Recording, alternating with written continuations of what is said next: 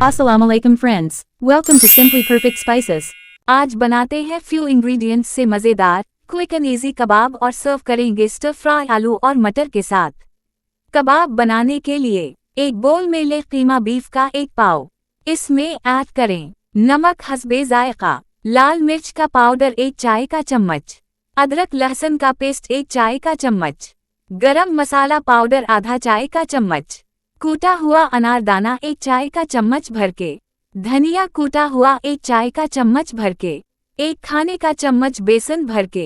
अब ऐड करें अंडा आधा बीट करके, 1 छोटी प्याज चॉप्ड, हरा धनिया चॉप 2 से 3 खाने के चम्मच और हरी मिर्च 1 से 2।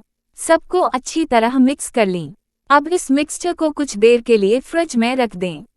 अब कीमा के मिक्सचर के अपनी पसंद की शेप के कबाब बना लें। मैंने छोटे छोटे गोल कबाब बनाए हैं।